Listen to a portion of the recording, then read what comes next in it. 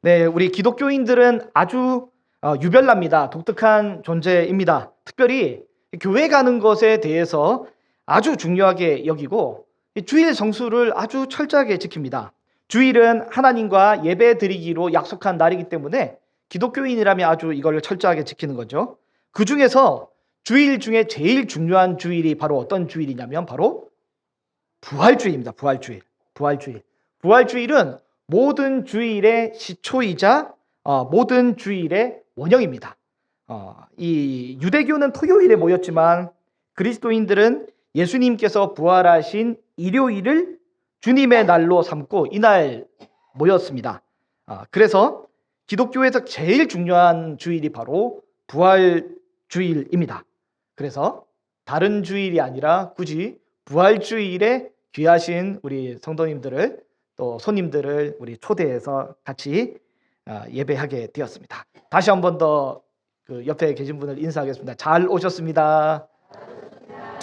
네, 흔히 생각하기에 우리가 크리스마스 성탄절이 중요하다 생각할 수 있지만 예수님이 오셨죠. 오셨다 해도 그냥 좋은 모습 그리고 모범적인 사랑의 모습만 보이고 그냥 가셨더라면 사실 그분의 인생이 우리에게 큰 감동과 귀감이 될 수 있을지언정 우리의 삶을 살리지는 못합니다. 우리 예수님은 이 땅에 오셔서 좋은 모습도 많이 보여주셨지만 예수님께서 우리에게 가장 베풀어 주신 가장 좋은 선행과 은혜는 바로 무엇입니까? 바로 이것인데요. 예수님께서 명백하게 우리의 죄를 대신해서 명백하게 십자가에 못 박혀 죽으시고 그리고 그것으로 끝난 것이 아니라 확실하게 죽음을 이기시고 3일 만에 다시 살아나신 것. 이것이 바로 기독교에서 제일 중요한 사실이고 예수님이 우리에게 해주신 가장 좋은 선행입니다. 그리스도의 죽음과 부활은 예수님 믿는 사람의 죽음과 부활이 되기 때문에 예수님 믿는 사람은 예수님이 부활하셨다는 이 사실로 인해서 나중에 우리가 부활의 영광을 경험하게 될 것을 미리 알게 됩니다. 그만큼 부활주일은 중요합니다. 이 중요한 부활주일, 그렇다면 이 부활의 첫 순간 현장에 있었던 사람들은 어떤 반응을 보였을까요? 오늘은 그 본문들의 상황을 한번 살펴보도록 하겠습니다. 먼저 첫 번째 오늘 단락인데요. 무덤이 열린 것을 발견한 마리아가 1절에서 2절에 나오게 됩니다. 오늘 본문 1절을 보면 막달라 마리아라는 여인이 예수님을 사랑하기 때문에 다른 여인들과 함께 예수님의 시신에 향유를 부어드리기 위해서 안식 후 첫날에 이 예수님의 무덤에 미리 봐둔 예수님의 무덤으로 갑니다. 마가복음에 보면 무덤 입구에 큰 바위돌이 있는데 걱정을 하면서 갑니다. 이거를 과연 누가 옮겨줄까? 왜냐하면 여인들만 가기 때문에 고민하고 가는데 도착해서 보니 이상하게도 무덤 문이 열려 있습니다. 그런데 1절을 보면 어떻게 돼 있냐면 무덤을 막은 돌문이 이미 옮겨져 있는 것을 보는데요. 그래서 막달라 마리아는 이때부터 불안해지기 시작합니다. 두려움이 엄습해지기 시작합니다. 우리 이 일을 스스로 어찌할 수 없어서 예수님의 제자 베드로와 요한에게 이 사실을 알립니다. 2절입니다. 2절 말씀을 같이 한번 읽어볼까요? 2절 한번 부탁드립니다. 시작. 그래서 그 여자는 시몬 베드로가 누가 주님을 무덤에서 가져갔습니다. 어디에 두었는지 모르겠습니다. 예수님의 시신이 없어졌다는 것이죠. 살아가는 예수님의 시신이 없어졌다는 것입니다. 이 얼마나 황당한 일이 아닐지 모릅니다. 여러분, 2020년도에 광주의 한 그 납골당에 홍수가 발생을 했습니다. 그래서 지하에 있던 시설이 유골함이 물에 잠기게 되었습니다. 아주 끔찍한 사태가 벌어져서 그때 유가족의 마음이 얼마나 슬프고 황당했겠습니까? 지금 살아가는 예수님의 시신을 잃어버린 여인들의 마음이 이와 같습니다. 아주 황당하고 슬픈 상황이죠. 왜 그렇습니까? 예수님이 부활하신다, 다시 사신다라는 이 사실을 이들은 알지도 못하고 믿지도 못하고 있는 상황이기 때문입니다. 예수님께서 죽으셨지만 다시 살아나신다는 것은 상상도 못하는 일이기 때문에 지금 예수님의 시체가 없어졌다고 하니 굉장히 충격을 받고 있는 모습입니다.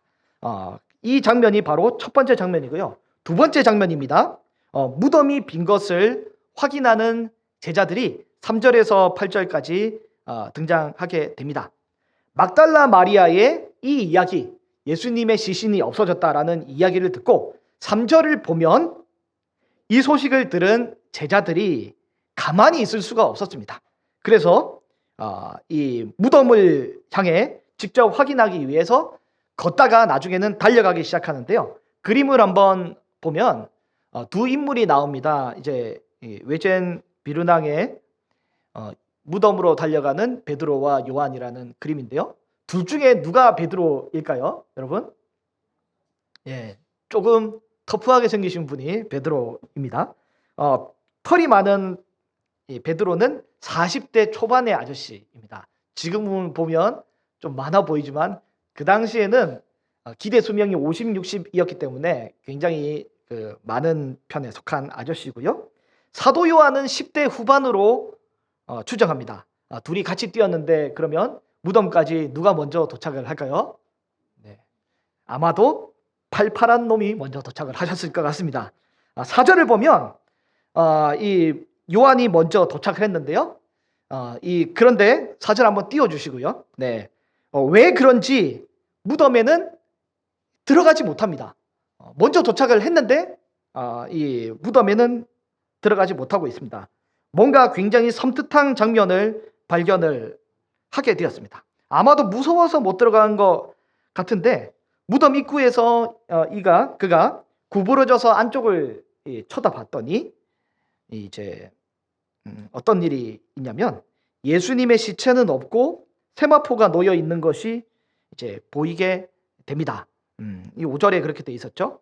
그래서 6절을 보면 뒤늦게 40대의 베드로가 뛰어서 도착을 했는데 베드로는 뭐 아주 열정적이고 뭐 머리보다는 몸이 먼저 움직이시는 분이시기 때문에 뭐 이게 무섭고 안 무섭고 이런 거 상황을 따지지 않습니다. 그냥 바로 움직이고 보고 들어갑니다. 곧바로 무덤 속으로 들어가죠. 근데 아주 특이한 상황이 보입니다. 7절을 보면 예수님의 시체가 없어진 상황인데 예수님의 시체가 없어진 상황인데 예수님의 머리를 싸맸던 수건이 그대로 있고 그리고 이제 세마포도 이제 옆에 있는 거죠. 이게 무슨 상황입니까? 그림을 한번 보시면요. 이게 아리마대 사람 요셉이 예수님의 장례를 치룰 때를 이제 제가 묘사해서 AI한테 그려달라고 이렇게 했습니다. 그래서 그려준 내용인데요. 이렇게 몸에는 세마포가 있고요. 머리에는 수건을 감싸고 있습니다. 세마포는 이제 고급 이제 의류로 이제 되어 있고요. 그리고 머리에 수건을 감싼 이유는 뭐냐면 고인의 입이 벌어지지 않기 위해서 이렇게 감싸고 있는 상황인데 지금 예수님의 시체는 사라졌는데 몸에 세마포와 머리 수건이 살포시 놓여 있는 것입니다. 이 장면을 두 가지로 해석을 할 수 있는데요. 첫 번째 장면이 뭐냐면 예수님이 부활하신 이후에 부지런하시게도 예수님이 깔끔하게 이불을 접어 놓으시듯이 세마포와 이 수건을 차곡차곡 잘 개켜 두신 것이 바로 첫 번째의 내용이고요. 두 번째로도 해석할 수 있습니다. 어떻게 하냐면 예수님이 부활하신 이후에 세마포에 감겨진 채로 이제 동여진 채로 이 수건에 쌓여진 채로 몸만 고스란히 빠져나왔다라고 해석하는 경우도 해석할 수 있는데 둘 중 어느 해석으로 해도 해석은 무관합니다. 네. 예수님의 시체가 이렇게 신비스러운 방법으로 빠지신 거죠. 그리고 부활하신 거죠. 만약에 누군가 예수님의 시체를 훔쳤다, 도적질했다라고 한다면 세마포에 쌓여진 시체를 굳이 세마포를 다 돌돌돌 벗겨서 시체만 썩어서 고름이 날 수 있는 그 시체만 딸랑 훔쳐가는 것은 좀 어색합니다. 굳이 훔쳐갈 거면 세마포까지 같이 훔쳐가는 거고요. 그리고 시체만 가져갔을지라도 굳이 세마포를 이쁘게 잘 접어가지고 이제 그 다음 사람 기분 좋게 잘 접어서 그렇게 가진 않았을 것이란 말이죠. 그리고 일반적인 도둑 같은 경우에는 시체는 내버려두고 값비싼 세마포만 가져갔을 것입니다. 그러나 예수님의 시체는 오늘 이 상황을 볼 때 절대 도둑 게 아니라 전혀 다른 방식으로 예수님의 시체가 사라졌음을 오늘 이 상황이 보여주게 됩니다. 그 세마포를 동굴에 먼저 도착한 베드로가 이 상황을 살펴보고 목격하고 있는 것이죠. 그런데 8절을 보면 요한도 겨우 용기를 내서 안으로 이제 들어가서 예수님의 시체가 없어진 것에 대해서 살펴본 다음에 어떻게 하냐? 8절을 같이 한번 읽어보겠습니다. 그제서야 먼저 무덤에 다다른 그 다른 제자도 들어가서 보고 믿었더라 라고 되어 있습니다. 지금 이 상황이 어떻게 되는지 이 신비스러운 상황이 있기 때문에 들어가서 보고 이제서야 믿었다라고 하고 있습니다. 사도 요한은 보고서야 믿었단 말이죠. 보고 믿었습니다. 그런데 이 믿음은 부활에 대한 예수님의 인격에 대한 명확하고 흔들리지 않는 확고한 믿음은 아닙니다.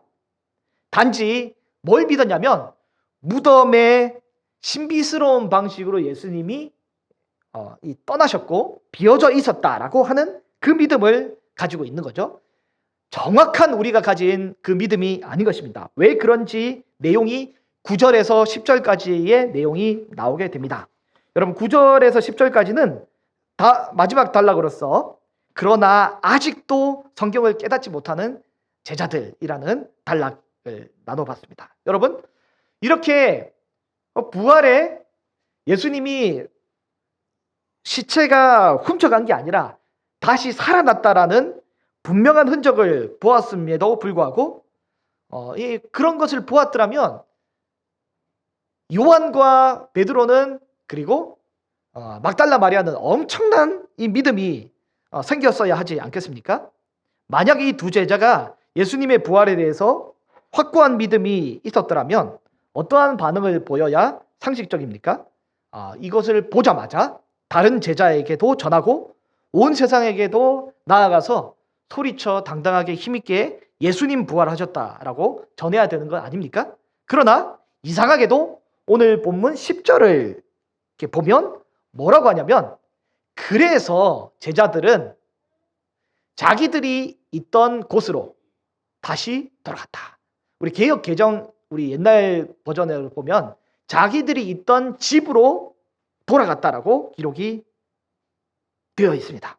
이들은 왜 그냥 예수님의 부활을 경험한 이후에 왜 그냥 집으로 돌아갔을까요? 왜 그냥 돌아갔을까요? 그게 9절 말씀에 쓰여 있습니다. 9절 말씀을 우리 한번 같이 읽어보겠습니다. 아직도 그들은 예수께서 죽은 사람들 가운데서 반드시 살아나야 한다는 성경 말씀을 깨닫지 못하였다라고 되어 있습니다.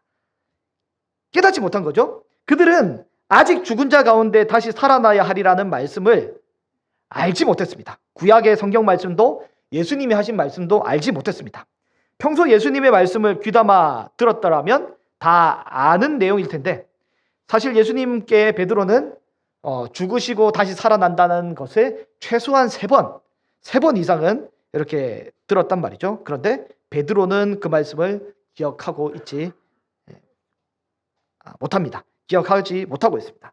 여러분 베드로의 모습이 때때로 우리의 모습과 비슷하지 않습니까? 교회에서 말씀을 이리저리 많이 들어도 뒤돌아서면 늘 새로운 말씀, 늘 나에게 새롭게 주시는 말씀처럼 때때로 들리는 우리의 모습이 그렇게 보게 됩니다. 예수님은 명확하게 십자가에서 죽으셨고 그리고 분명하게 부활하셨습니다.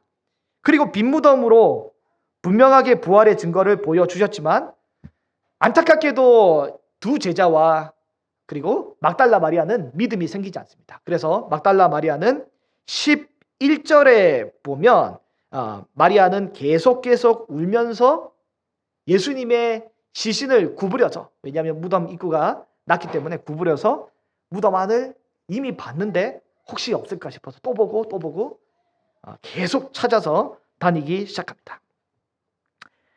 분명한 믿음이 안 생기는 거죠. 여러분, 오늘 초청주일에 오신 분들과 우리 성도님들, 초청주일에 오신 분들은 어떤 분이십니까? 예수님을 원래 잘 믿으시는 분 중에서 오신 분도 계시고요. 또한 예수님을 믿었다가 잠깐 방학을 했는데 방학이 좀 한두 달이 아니라 몇 년이 되신 분도 계시고요. 또한 오늘 처음 교회를 오신 분도 혹 계실지 모르겠습니다. 우리는 어떻게 하면 제자들이 가진 이런 믿음이 아니라 참 믿음을 가질 수 있게 될까요? 어떻게 하면 참 믿음이 생기게 될까요? 어떻게 하면 부활에 대한 확고한 믿음이 생길까? 여러분, 빈 무덤은 믿음을 만들어 주지 않습니다. 예수님의 시체는 우리에게 믿음을 만들어 주지 않고요. 어떤 것이 우리에게 믿음을 만들어 주냐면 살아계신 예수님을 만나게 될 때 우리에게 믿음이 생기게 되는 것입니다. 막달라 마리아는 빈 무덤을 본 이후에도 계속해서 지금 예수님의 시체를 찾아다닙니다. 부활에 대한 믿음이 없기 때문에 예수님이 일단 신비하게 나가신 것 같긴 한데 어디에 시체가 있는지 모르겠으니까 계속 찾으러 다니게 됩니다. 그러다가 부활하신 예수님께서 직접 나타나셔서 이 마리아를 찾아오십니다. 그리고 마리아의 이름을 불러주시는데 마리아라 부르니 그때서야 그녀는 그 음성, 주님의 음성을 알아듣고 그리고 믿게 됩니다. 여러분, 예수님의 12제자도 로마 당국이 무서워서 우리 선생님을 죽인 예수님 나도 죽일 수 있다라고 여겨서 예수님의 추종자인 것이 두려워서 어떻게 하냐면 함께 모여서 문을 잠그고 집 안에 숨어 있는데 부활하신 예수님께서 문을 통과하셔서 신비하신 몸으로 문을 통과하셔서 제자들에게 나타나십니다. 그리고 그들이 예수님을 만나자 믿고 변화가 되게 됩니다. 그런데 안타깝게도 그 자리에 없었던 이 도마는 뭐라고 하냐면 예수님의 손과 옆구리에 직접 내가 손가락을 넣어보고 만지기 전에는 내가 믿을 수 없다라고 이야기를 하자 시간이 지나고 예수님이 도마에게 다시 나타나셔서 손의 못자국과 그리고 옆구리에 있는 창자국을 보여주실 때 도마는 그제서야 믿음을 가지게 됩니다. 제자들은 부활하신 예수님을 직접 만난 이후에서야 변화가 되고 믿음이 생기게 되었습니다. 여러분, 빈 무덤은 우리에게 믿음을 만들어 주지 않습니다. 그러나 부활하신 예수님을 만나게 될 때 우리에게 믿음이 생겨나게 되는 것입니다.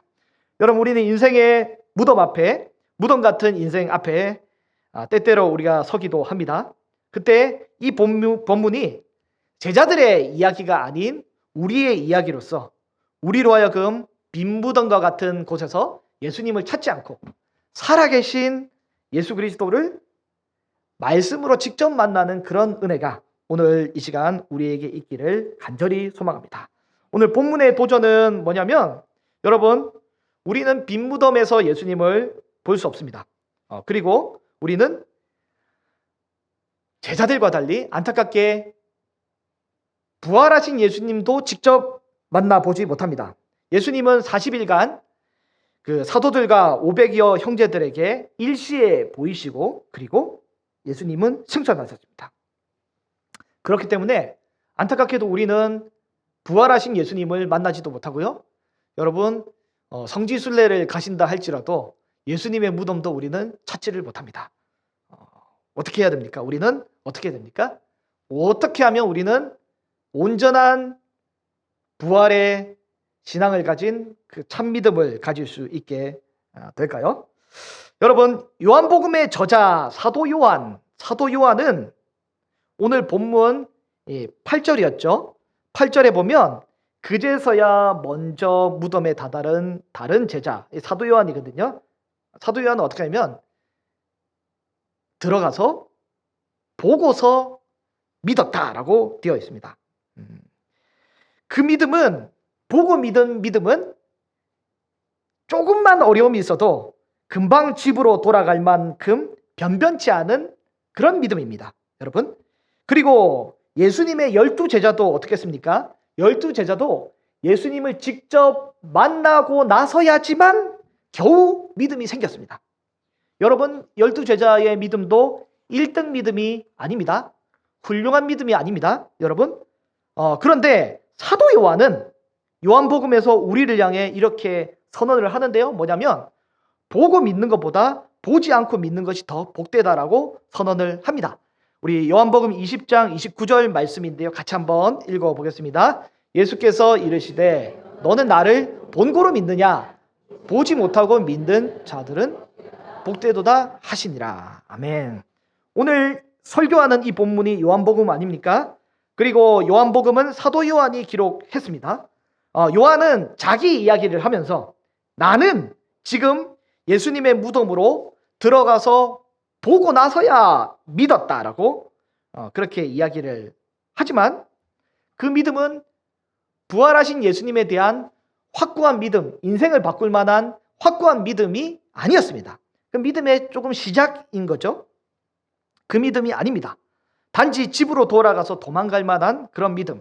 어떤 믿음입니까? 신앙생활을 쭉 하다가 어려움이 닥쳐서 교회를 한번 방학을 해야겠다 하는 그 믿음. 그 믿음이 바로 이런 믿음인 거죠, 여러분. 사도들도 이 어려움 앞에 벌벌 떨었습니다. 이들은 너무너무 두려워서 보지 않고는 믿을 수 없다라고 이야기를 했습니다. 심지어는 도마는 만져보기 전에는 안 믿는다까지 이야기를 했던 거죠. 사도들의 믿음도 그렇게 박수칠 만한 훌륭한 믿음이 아니었습니다, 여러분. 그러나 요한복음은 우리에게 빈 무덤이든 부활하신 육체든 상관없이 아무것도 못 본 우리에게 뭐라고 하냐면 보지 않고 믿는 그 사람이 복되다라고 선언을 하고 있습니다. 여러분, 예수 그리스도는 눈에 안 보이십니다. 그리고 부활하신 예수님도 눈에 보이지 않습니다. 그래서 우리는 어떻게 하냐면 예수님께서 우리에게 해주신 성경 말씀을 믿는 거 아닙니까? 신구약 66권을 통해서 우리에게 오늘도 주님은 말씀하고 계신데요. 그리고 예수님의 이 메시지를 우리에게 주시는 거죠. 여러분, 믿음은 신비로운 것입니다. 믿음은 하나님의 선물입니다. 예수님을 믿게 되는 것은 사람의 노력으로는 불가능합니다. 보고도 안 되고 그리고 직접 만져도 안 될 때가 있는 거죠. 그냥 믿어지는 것 자체가 사실은 기적이고 신비입니다. 오늘도 우리 하나님께서는 오늘 예배에 참석한 저와 여러분 우리 모두에게 이 신비스러운 믿음의 세계로 우리를 초청하고 계십니다. 하나님께서 선물로 주시는 이 믿음은 여러분 확실한 기적으로 생기지 않습니다. 믿음은 어때요? 로마서에 보면 믿음은 말씀을 들으면서 나고 말씀은 들음은 이 그리스도로부터 나온다라고 하고 있습니다. 오늘 예배하는 우리는 빈 무덤의 시체를 찾는 것이 아니라 살아계신 예수 그리스도의 말씀을 찾는 사람인 줄로 믿습니다.